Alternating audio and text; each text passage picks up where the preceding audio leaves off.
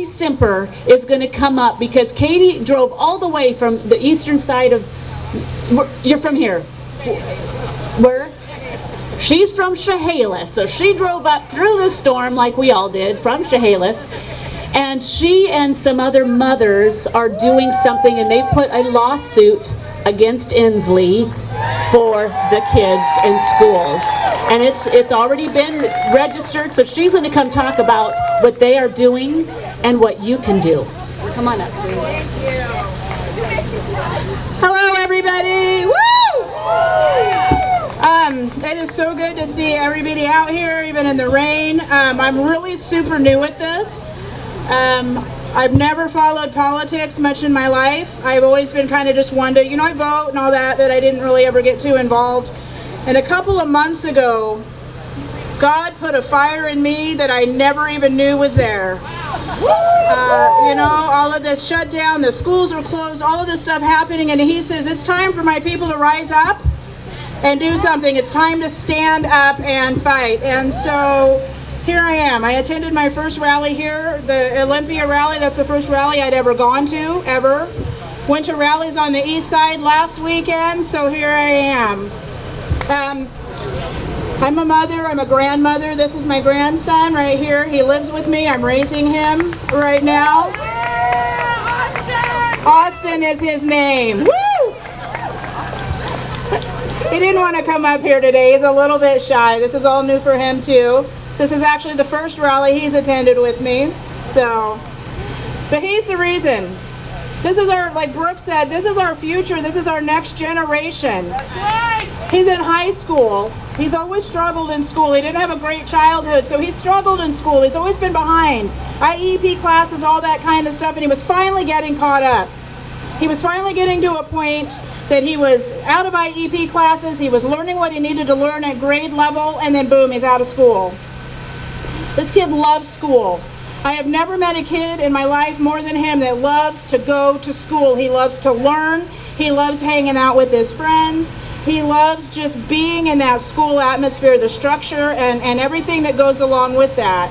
And that got taken away from him in a heartbeat.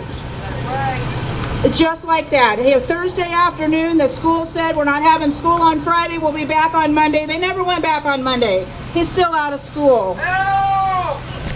It's not fair to these kids. Since I've gotten involved with this lawsuit, we filed in Lewis County. We picked Lewis County, okay? How many people are here from Lewis County today? Woo! Yay! Thank you. We filed in Lewis County. Our first court date is on Friday. We're going against Inslee in the state of Washington to open the schools back up. These kids need to be back in school. Since I've gotten involved in this lawsuit, I've heard from so many parents. People find out that I'm doing this, and I've had so many parents reach out to the rallies and on Facebook, and they're like, oh my gosh, thank you so much for what you're doing. And some of the stories I hear break my heart. There's so many kids that don't have internet. Washington has a lot of rural areas where people can't even get internet. And how are you supposed to do online classes if you don't have internet, right? I know we have internet. We're fortunate enough to have internet, but he's got all these classes that he's only getting an assignment here and there. Sometimes he gets a few assignments. He hasn't had any teachers reach out. There's no contact with the teachers. I'm not a teacher. Kind of like the lady that spoke before me, I couldn't do teaching. No. I work with adults, but I could not work with children. They are not my forte, for sure, right? It's like, not gonna happen. I've had parents that have talked to me about how they don't know how to navigate working all day for those that are still working. We've got parents that have kids in kindergarten all the way through high school, and they're teaching all these different levels of school. Homes are not set up as classrooms. They're just not. No matter how hard a parent tries, kids differentiate school and home, right? But I'm finding that it's affecting kids on a much deeper level than just not having play dates and being home all day. I've had parents tell me how depressed their kids are getting. Parents are not only having to be teachers, they're also having to be frontline mental health workers. They're on the front lines with these kids, okay? 1 in 4 people in the Pacific Northwest has some sort of mental illness, mental history, depression, because we don't get enough sunshine here, right? And it's affecting our kids. One of the worst ones I had was a mom that sent me a message last night, and I'm going to read it to you because it's absolutely breaking my heart. She says, I fear this is causing severe emotional damage from lack of being around her classmates and kids in general. She has been in a deep despair and depression, and to the point I am afraid she will not recover. I am gravely worried about her mental health and about how she will fall back into learning. She thrives on structure and being around her classmates and her teachers. I've talked to teachers who are so worried about their kids, they break down in tears when they try to talk to me. They can't even tell me some of the stories they're hearing from these kids that are at home. Kids don't understand.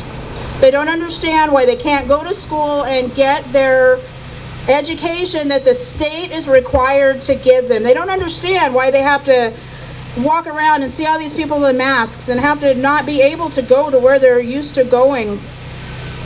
They don't have the stability.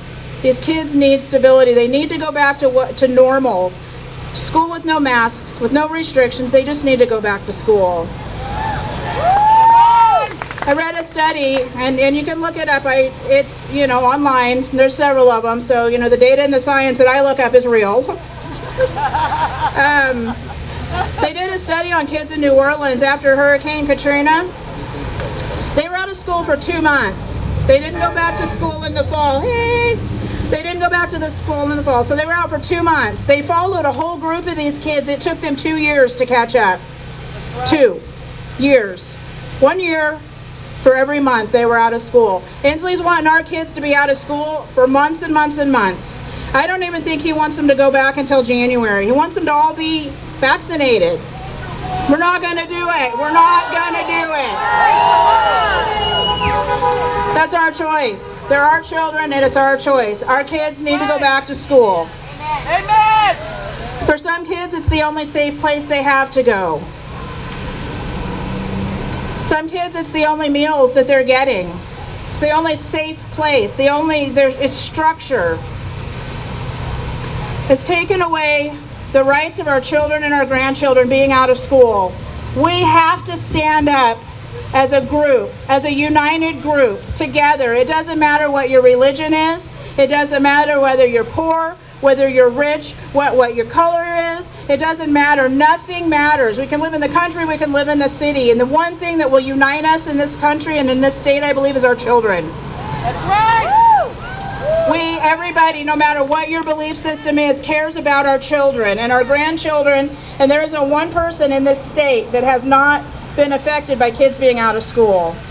Even if you don't have kids, you know people that have kids. We have to ask ourselves today, what is most important? What is the most important thing for our children? So here's my call to action for you. Call your legislatures, call your school districts, call Inslee's office. I would love to ask Inslee right now, where are you for our kids? This is doing way more damage. Come on. Our kids need to be in school without being afraid. My Bible says that God gave me a spirit of fear, not a spirit of fear, but a sound mind. We all here have a sound mind. That's why we're here. Thank you all very much. I say God bless each and every one of you. God bless Washington and God bless America. Her grandson has asked if he could say a couple words, and I'm like, absolutely. Come on, young man. Yeah, introduce your name, where you live.